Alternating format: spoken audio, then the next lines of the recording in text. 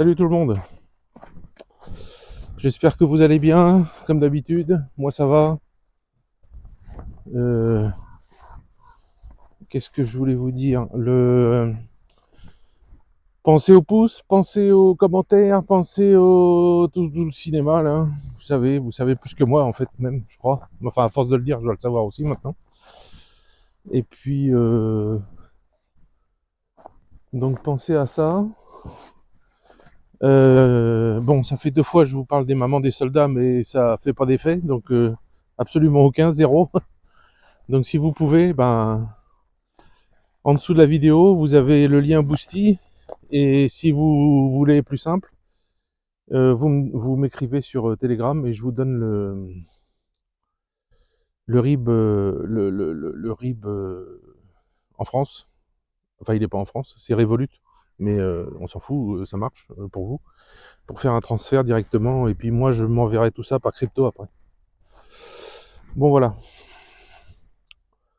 Je voulais vous dire aussi, si certains d'entre vous, comme l'année dernière, souhaitent faire des petits cadeaux pour les enfants du village, comme ça, comme on avait fait l'année dernière, et ben il faudrait y penser maintenant, parce que le temps que le colis arrive, si vous voulez donner des sous, bah, j'achèterai des trucs avec les sous. Si vous voulez envoyer un colis avec des choses dedans, bon, pensez quand même que la poste c'est assez cher hein, maintenant en ce moment.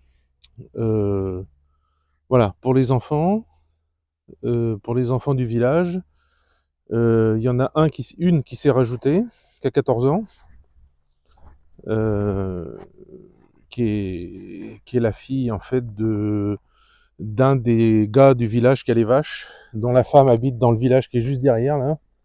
Ils ont chacun leur maison, ils vivent pas ensemble. Et par exemple hier soir, la petite est venue pour qu'Elena ça fait 2 soirs qu'elle vient pour faire des piqûres parce qu'elle a une petite tension. Et c'est vrai qu'elle est toute blanche, elle est toute fine, toute blanche. Et voilà. Donc si certains veulent, je sais même pas son prénom d'ailleurs, je vais même pas demander, je demanderai si ça intéresse des personnes de lui faire un petit cadeau. Tiens, il y a sa maman au loin là-bas qui cherche les vaches. Si ça vous intéresse, eh ben dites-le moi. Dites-le moi sur Telegram de parrainer un des enfants. Alors il y en a qui, depuis l'année dernière, qui continuent tous les mois. Hein. Il y a 2 personnes, vous êtes plus que 2, à envoyer un petit peu régulièrement des sous pour le petit Artyom et puis ses petits frères et ses petites sœurs. Donc je donne ça à la maman régulièrement. Le dernier achat qui a été fait pour Artyom avec ce que quelqu'un il a envoyé 50 € pour lui. Elena lui a acheté ce qu'il rêvait d'avoir, c'était un maillot de football pour jouer au foot à l'école. Alors je l'ai même pas vu le maillot moi. J'ai vu un sachet, elle m'a dit c'est le maillot de football pour Artyom et puis elle lui a donné et j'ai même pas vu ce qui était dedans. Donc je sais pas ce que c'est Elena qui a choisi. Bon voilà. Donc aujourd'hui je vais, parce que comment vous dire, il y a le roi des éléphants qui a été élu aux États-Unis là, Trump. En fait, j'ai remarqué que dans les 3 minutes après son élection, il y a des centaines de youtubeurs de tous les pays, enfin de Russie du moins, et puis même d'autres, de France, qui se sont jetés sur cette information pour tout de suite être les premiers, pour, pour, pour faire le buzz tout de suite. Enfin, moi, je déteste ce genre de truc. Donc, en fait, ce que j'ai fait, c'est que j'ai rien dit, et j'ai attendu quelques jours, enfin quelques jours, 2 jours, pour envoyer des messages à mes amis russes, leur poser la question, qu'est-ce que t'en penses? Qu'est-ce que tes amis en pensent? Qu'est-ce qu'ils en pensent à ton boulot, etc., etc. Donc, comme j'ai eu des réponses, je vais vous les donner. Alors, ça va être simple. Tout le monde s'en branle. En fait, hormis le côté Trump qui a dit il va arrêter la guerre en 24 heures, ça les intéresse.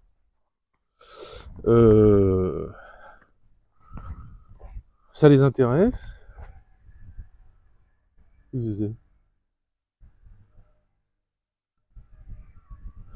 Ça ça les intéresse, et parce qu'évidemment, ça fait rentrer nos gosses à la maison, nos jeunes à la maison. Enfin, je pense pas que si la guerre s'arrêtait, ils rentreraient à la maison tout de suite. Je pense qu'ils resteraient sur leur position pendant un certain nombre, peut-être d'années. Vu la confiance qui est au niveau en dessous du cochon, que les Russes ont des Occidentaux. Et ils ont bien raison, puisque c'est que des mensonges, c'est que des manipulations, c'est que ça. Donc ils ne croient rien. D'ailleurs, Poutine a dit que suite à Minsk, aux accords de Minsk qui ont été bafoués, il est hors de question de refaire des accords de quoi que ce soit pour l'instant. Confiance zéro, ça, ils se sont fait le mal eux-mêmes. D'ailleurs, j'ai jamais compris pourquoi Merkel et Hollande ont été racontés qu'ils avaient manipulé le truc, quoi. C'est complètement con. De toute façon, c'est des cons. Bref. Donc, qu'est-ce que pensent les gens de ça? Bon, ben voilà. C'est l'avis général. Ça va rien changer pour eux. Ils seront toujours suspicieux. Ils sont toujours sur les dents. Le complexe militaro-industriel va pas s'arrêter comme ça. Ils vont le laisser en route. Ils vont continuer à faire des munitions, à faire tout ce qu'il faut, à faire tout ce qu'il y a, si jamais ces débiles mentaux, parce que, comme ils disent, et ils ont raison, parce que je suis d'accord avec eux, Trump a été élu, les Américains parlent de ne plus envoyer d'argent à l'Ukraine, ça c'est une chose, mais les Européens ont tellement fait. C'est un petit peu comme quand j'étais flic, si vous voulez, quand je travaillais dans la cité des poètes, ça portait bien son nom, à Pierrefitte, dans le 93. Il y avait des Arabes, des Noirs, des Racailles, tout ça. Et les pires de tous, c'était les Blancs, les Français, qui vivaient là et qui essayaient de faire plus méchants, plus mauvais, plus agressifs, plus tout que les autres pour leur montrer que, eh ben, en fait, les Européens par rapport aux Américains, j'ai l'impression que c'est ça qu'ils ont fait. Ils ont fait les beaux, ils ont fait les mecs qui lèchent les pompes à mort, celui qui lèche le plus les pompes des Américains. Voilà. Donc là où ils en sont là, ils sont dans une position où ils peuvent pas revenir en arrière presque, euh, où leur parole ne vaut plus rien. S'ils disent aux Russes, bon bah on arrête, les Russes ils vont dire oui c'est ça, t'as raison, oui. Mais bien sûr. Bon voilà. Je suis venu voir ce que j'ai avancé en vous parlant. Je suis venu voir ce qu'il avait foutu sur la clôture. En fait, c'est une vieille gamelle qu'on met dans les fours russes. Vous voyez le truc en haut là, du poteau? Parce qu'en fait tout ça, le voisin il a tout électrifié là, pour que les moutons, les vaches elles arrêtent de venir bouffer les sapins, détruire les jeux pour les enfants, tout ça. D'ailleurs ils s'est engueulé avec Afghan à cause de ça. Ils se parlent plus, le voisin de là et le voisin de l'autre bout, ils se parlent plus. Bon. Bref, donc voilà. Donc des réponses que j'ai eues, bah ça va rien changer, voilà, sauf la guerre en Ukraine, quoi. Mais beaucoup pensent que le roi des éléphants, lui, il va plutôt s'axer vers l'Iran, voire vers la Chine. Regarde si j'ai mon micro branché quand même. Voire vers la Chine, parce que c'est ce qu'il avait commencé à faire il y a 4 ans. 4 ans en arrière. Puis apparemment, de ce qu'il a déclaré, c'est plus. Certains ont plus suivi que moi. Hein. Moi, j'ai pas trop suivi ce que disait Trump pendant qu'il n'était pas président. Il disait que il avait surtout dit des trucs sur l'Iran. Le fait qu'il s'entende bien avec Poutine, ça c'est un peu logique parce que Poutine c'est un type qui a des couilles, c'est un type avec du charisme, et Trump aussi. Voilà, c'est un mec qui sait faire la voix forte pour dire quelque chose et que les gens l'écoutent. Et voilà, Poutine fait la même chose, quoi. Enfin, sauf qu'il fait pas la voix forte lui, mais il suffit qu'il parle doucement, tout le monde l'écoute quand même. Mais c'est deux styles différents, mais ils s'entendent. De ce côté-là, c'est une bonne chose. C'est une bonne chose qu'ils aient tous les deux du charisme. Parce que un mot du genou comme il y a en France vis-à-vis de Poutine, bon, vous avez vu, hein, l'autre il a été reçu sur une table de 20 mètres de long, ça voulait dire ce que ça voulait dire. Si j'ai bien compris, Olaf Scholz il va dégager bientôt. Qu'est-ce qu'ils vont mettre à la place, on ne sait pas trop. Parce que l'Allemagne est en train de s'écrouler. Une fois que l'Allemagne sera écroulée, bah, ça sera la France derrière et l'Italie. Donc moi, je peux pas dire que je m'en fous parce que j'ai quand même une retraite que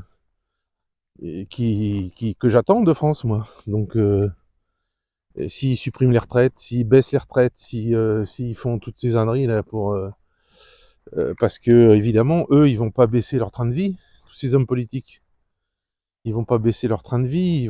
Ils vont même s'augmenter, comme ils ont fait il y a pas longtemps encore, les députés, les sénateurs, tout ça.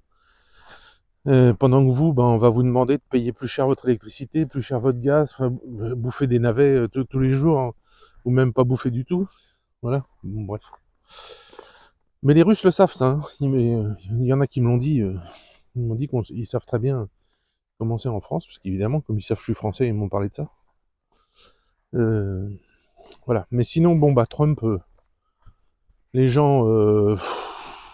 C'est même pas. On va voir. On sait déjà que ça va rien apporter de spécial à la Russie, sauf cette histoire d'Ukraine. Donc s'il tient sa parole, la guerre en Ukraine devrait... déjà, vous avez remarqué, déjà le jour de l'élection de Trump ou le lendemain, je sais plus, hier ou avant-hier, Zibulensky, là, celui qui joue du piano avec sa queue, alors qu'avant, son plan de paix, c'était en fait les Russes rendent le Donbass, les Russes rendent la Crimée et rentrent chez eux, et c'était ça le plan de paix. Et maintenant, il parle d'une paix juste. Donc c'est plus pareil déjà. Voilà. Et puis sa paix juste, il va pouvoir se la carrer bien profond. Parce que s'il voulait une paix juste, et ben déjà, fallait pas attaquer à Kursk. Déjà. Enfin bref, il y a plein de choses comme ça qu'ils n'auraient pas dû faire. Parce que le problème de... C'est pas un problème d'ailleurs, c'est ce qui fait leur force. J'allais dire, le problème de la Russie, c'est que quand vous... L'ours russe, on peut tout à fait comparer la Russie à un ours, c'est vrai. Hein. L'ours russe, c'est un ours qui dort dans sa caverne, et si vous le secouez un peu, il va grogner, mais si vous le réveillez complètement, ah bah là, c'est fini, quoi. Là, je pense que bientôt, dans les semaines qui viennent, voire les jours qui viennent, j'en sais rien, mais le front ukrainien va s'écrouler. Parce les Russes ont pas encore donné le gros coup de boutoir, mais ça va, je pense que ça va venir. J'ai des informations de certaines accumulations de matériel, etc., qui font dire que. Putain, ça a fait froid, hein, j'ai froid au moins. Et on est dans mon champ, hein, je sais pas, vous avez vu, il reste un peu de neige. Il fait pas super froid, mais il y a un petit vent. Donc voilà. Putain, je suis en train de voir le hangar. La grange qu'ils m'ont faite là, la vache, regardez la taille un peu du machin, à côté de la maison. C'est aussi grand que la maison presque. Il y a un des ouvriers qui disait, mais il rigolait, il disait, mais peut-être tu pourrais détruire la maison et refaire une maison dans la grange. J'ai dit, oui, c'est ça, mais tu me donnes les sous pour faire ça, et puis je le fais. Donc voilà. La tendance générale, c'est de dire ça. Alors, je vous invite tous, je sais pas comment vous dire ça parce que je veux froisser personne, mais je vous invite tous à écouter. Ça fait un peu présomptueux ce que je vais vous dire. J'aime pas ça. Bon, tant pis, je vous le dis parce que c'est ce que je voulais vous dire, mais je vous invite tous à écouter ce que je dis dans ce genre de cas, mais aussi d'écouter ce que disent les autres personnes qui sont sur YouTube, qui vivent en Russie et qui, à 95%, vivent à Moscou ou à Saint-Pétersbourg ou dans des grandes villes et qui pour moi sont des Parisiens, quoi. C'est-à-dire ils ont la mentalité parisienne. D'ailleurs, vous voyez bien, ils sont entre eux, ils vivent entre eux, ils sortent jamais de Moscou, ils connaissent rien à la Russie en fait. Ils connaissent un peu quoi, parce qu'ils ont été un week-end en vacances à la campagne, voilà. Mais bon, ils connaissent personne sur le... Enfin bref, écoutez tout le monde et faites-vous votre avis. C'est ça que je veux vous dire.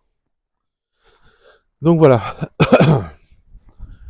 Bon bah c'est bien, ils m'ont mis ça là. Ça c'est bien ça. Ça, pour l'avenir, ça va être bien. C'est ce qui reste de mon toit. Là, il y a les... Alors c'est ça qu'on appelle chiffère. Je vais vous montrer de près ce que c'est. C'est de l'amiante et des fibres de verre et je sais pas quoi. Voilà, c'est ça. Vous voyez, j'en ai un certain. Donc avec ça, je voudrais qu'il me fasse une clôture tout ça, tout partout là jusqu'au bout là-bas.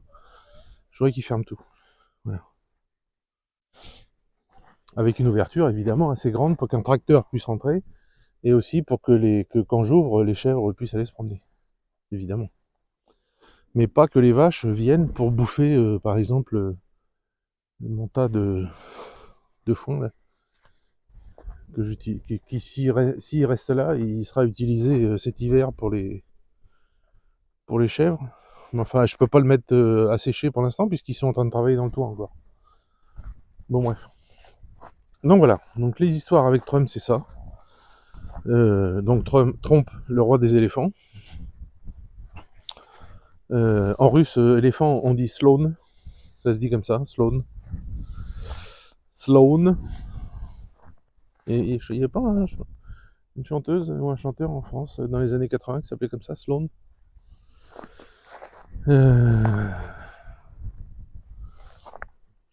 D'ailleurs, vous savez que, je vais vous dire un petit truc, une petite réflexion, je me fais régulièrement.